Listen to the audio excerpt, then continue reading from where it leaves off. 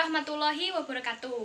Kami dari kelompok 2 akan mempresentasikan penelitian hasil dari kelompok kami yang berjudul Analisis Keterkaitan Antara Teori Konsumsi dengan Perubahan Pendapatan Terhadap Pola Konsumsi Pedagang Nasi Pecel. Sebelumnya, saya akan menyebutkan anggota dari kelompok 2. Yang pertama, Nabila Duyani Salabila dengan NIM akhir 1004. Yang kedua, Peti Ayu Tribela Junaidi dengan NIM akhir 1013. Yang ketiga, Selvi Huratul Jana dengan NIM akhir 1019.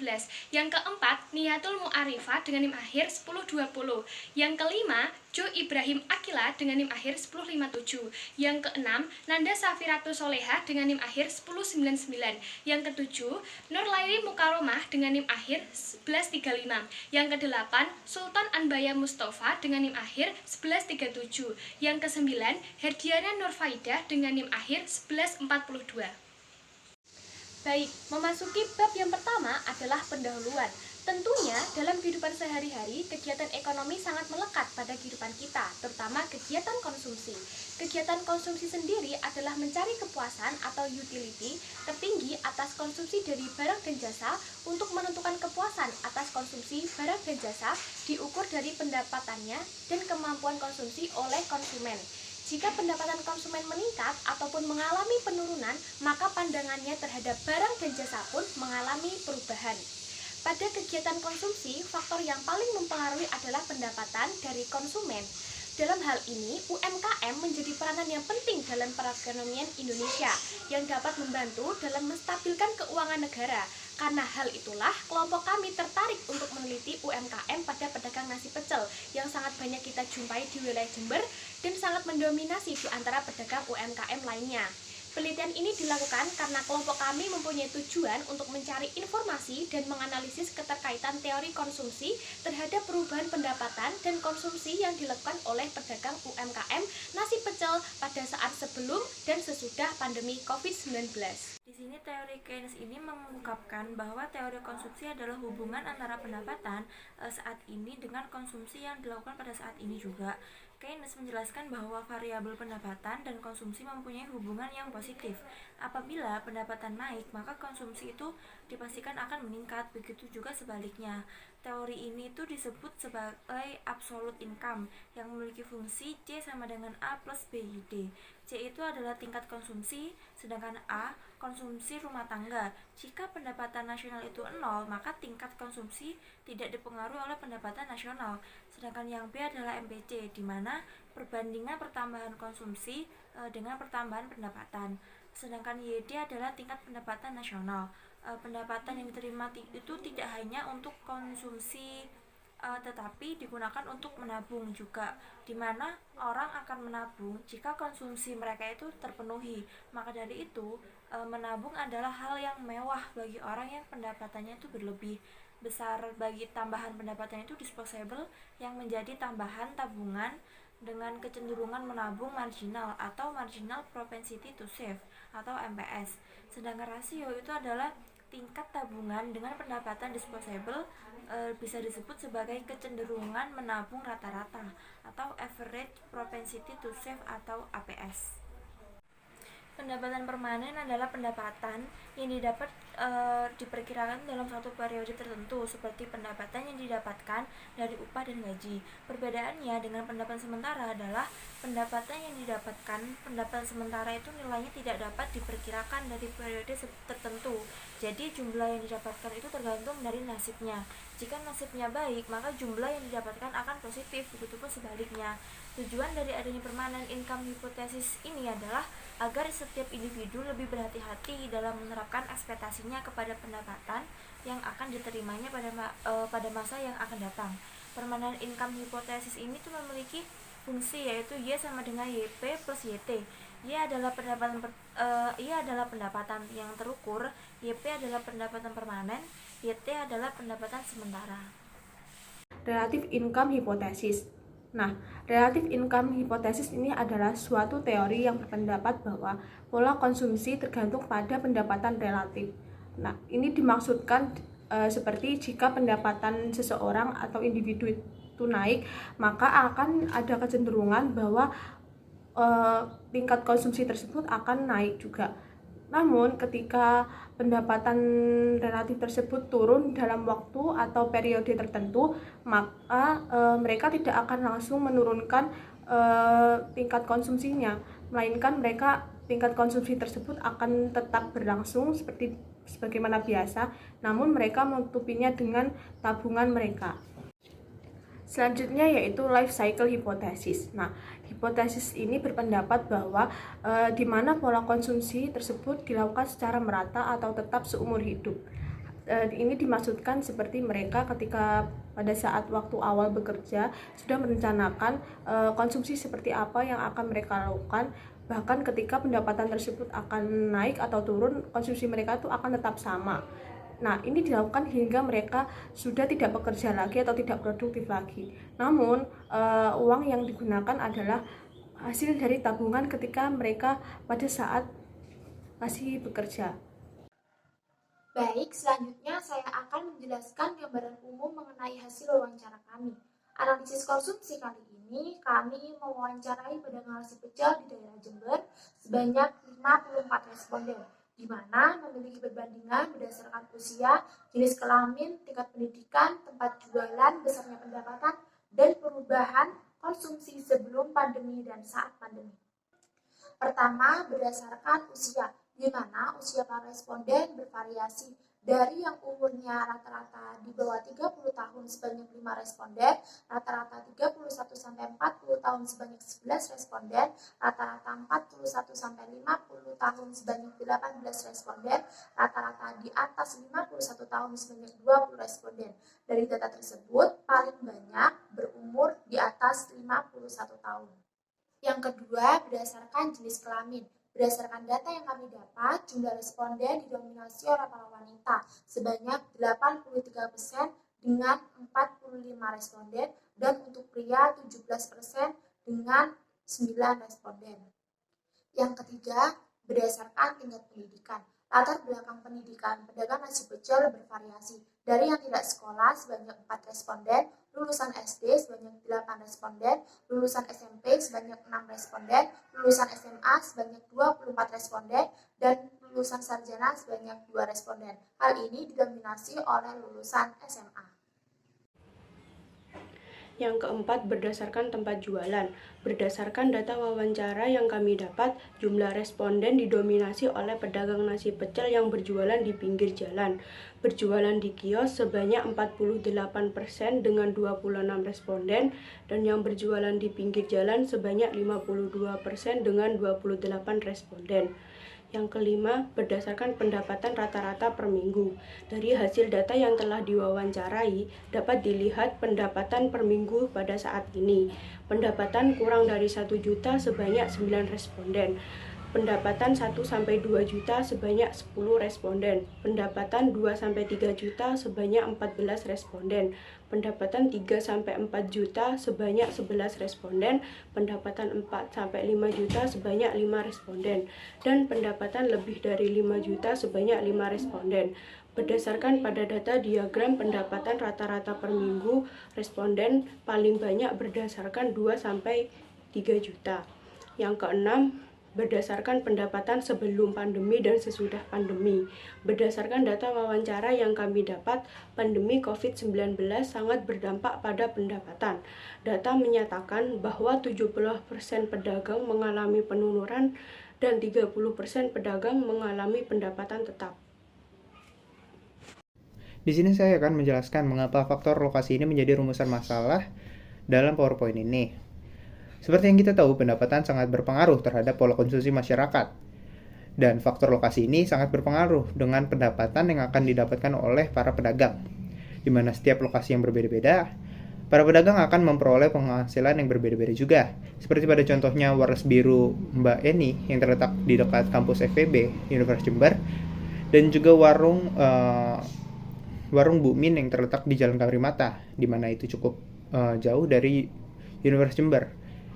Mereka memiliki penghasilan yang berbeda, di mana warung Ibu Eni ini lebih besar mendapatkan penghasilan dibandingkan warung Bu Min. Dan juga selain faktor lokasi, kemudahan aksesibilitas untuk mencapai warung tersebut juga mempengaruhi pendapatan mereka juga. Semakin mudah warung tersebut diakses, maka semakin banyak pengunjung yang akan datang, dan juga itu berpengaruh terhadap pendapatan yang mereka dapatkan. Pola konsumsi merupakan suatu aktivitas kecenderungan konsumsi dan pengeluaran seseorang untuk memenuhi keinginan kebutuhan pokok sehari-hari. Akan tetapi, adanya pandemi COVID-19 yang telah melanda sejak 2 tahun terakhir, lebih tepatnya sejak bulan Desember 2019 dan memasuki negara Kesatuan Republik Indonesia sejak Maret 2020. Salah satu dampak yang sangat dirasakan oleh masyarakat adalah dampak ekonomi. Dalam sektor ini menyebabkan melemahnya perekonomian yang ada di Indonesia, terutama bagi pelaku usaha mikro kecil menengah atau yang bisa disebut UMKM. Tak sedikit para pelaku usaha mengalami kerugian bahkan sampai kebangkrutan. Hal ini dikarenakan jumlah produk yang dijual tidak sepadan dengan produk yang terjual. Ditambah lagi dengan mahalnya bahan baku pokok. Tak sedikit pula pelaku usaha rela bertahan demi pola konsumsinya dengan berbagai macam cara, yaitu untuk terus berinovasi untuk mengetahui dampak dari pandemi COVID-19.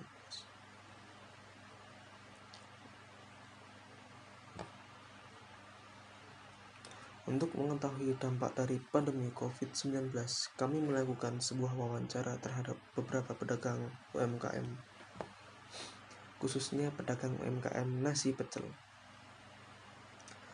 Wawancara tersebut kami lakukan di kota Jember, dan dari hasil wawancara kami, kebanyakan konsumen dari warung yang ada di kota Jember ini berasal dari kota Jember dan sekitarnya.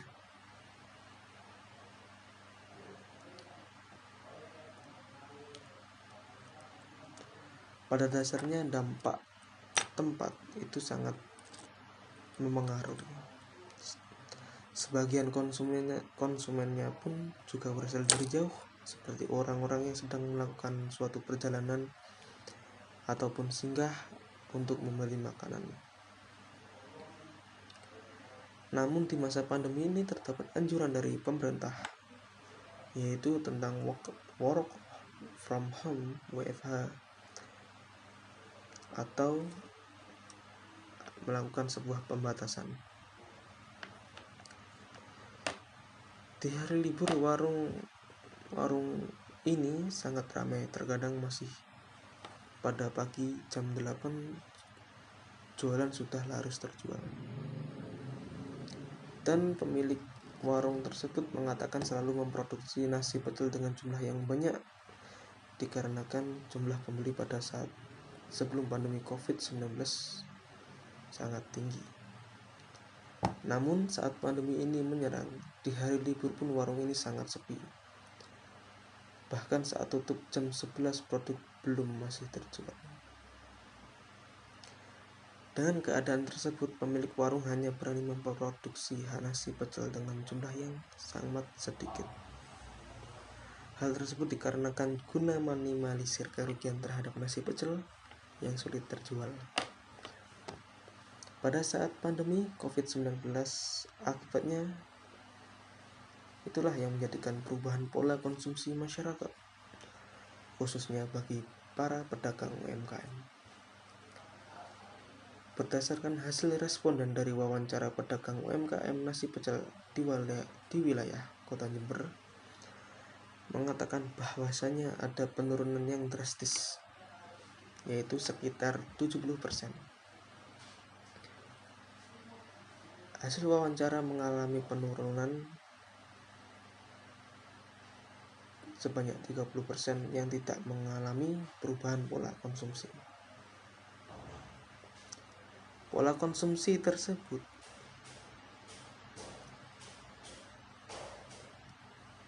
sebelum dan sesudah pandemi ini terletak pada pendapatan UMKM. karena efek dari pandemi ini membuat pendapatan pedagang UMKM mengalami penurunan yang signifikan dari tahun sebelumnya adanya sebelum pandemi. Apalagi adanya pembatasan di luar rumah dari peraturan pemerintah, maka omset yang para pedagang nasi pecel ini omsetnya semakin menurun drastis. Inilah yang menjadikan perubahan pola konsumsi para pedagang UMKM. Mengalami penurunan terlebih pada pedagang UMKM yang hanya menggunakan sistem offline saja ataupun berjualan di tempat. Selanjutnya, pengaruh pendapatan pada pola konsumsi pedagang. Dari hasil wawancara penjual nasi pecel yang sudah kami lakukan di sekitar Jember, kami mendapatkan hasil di mana pendapatan yang mereka peroleh tidak menentu dan tidak stabil. Padahal pendapatan menentukan keuntungan yang mereka peroleh nantinya. Di saat bahan baku naik, pendapatan para pedagang tidak stabil karena harus mengikuti harga pasaran, sehingga ada sebagian pedagang yang menetapkan harga dan porsi nasi pecel tetap. Tetapi ada juga sebagian yang menetapkan harga yang sama namun mengurangi banyaknya porsi yang biasa dijual. Ada saatnya mereka mengalami pemerosotan dalam omset dan ada kalanya mereka mendapatkan keuntungan yang maksimal. Ketika omset yang mereka dapatkan maksimal, mereka akan menabungnya, dan ketika omset yang mereka dapat sedikit, mereka akan mengurangi jumlah konsumsi yang biasa mereka lakukan. Tetapi jumlah konsumsinya tidak menurun drastis, hanya saja berkurang sedikit seperti saat pola konsumsi mereka pada saat pendapatan yang tinggi. Jadi, berdasarkan analisis data yang dilakukan oleh kelompok kami, teori yang relevan mengenai pola konsumsi dari responden yaitu yang pertama, relevan terhadap teori Keynes, yang dimana 70% pendapatan dari responden turun saat pandemi dan 30% pendapatannya tetap. Jadi, ketika pendapatan meningkat, konsumsinya meningkat. Jika tidak mendapatkan pendapatan, maka tetap melakukan konsumsi. Untuk pemenuhan konsumsi, mereka melakukan peminjaman ke bank, koperasi, atau kerabatnya. Yang kedua, terhadap teori relative income hypothesis, keterkaitannya antara pendapatan dengan peningkatan konsumsi serta penurunan saving. Menurut jawaban responden, mereka mempertahankan konsumsi yang stabil dengan menurunkan saving. Untuk pedagang perempuan, mereka mengalokasikan pertambahan pendapatannya untuk menambah keperluan dapur. Dalam makroekonomi, konsumsi masyarakat dihitung secara keseluruhan atau agregat, di mana banyak hipotesis atau teori yang dapat menjawab pola konsumsi masyarakat, dan juga teori dan hipotesis ini dapat berlaku secara sebagian maupun berlangsung secara bersamaan. Seperti yang sudah kami analisis, di mana pola konsumsi UMKM nasi pecel ini lebih mengerucut kepada teori konsumsi Keynes dan juga teori relative income. Sekian yang dapat kami sampaikan, kurang lebihnya mohon maaf. Wassalamualaikum warahmatullahi wabarakatuh.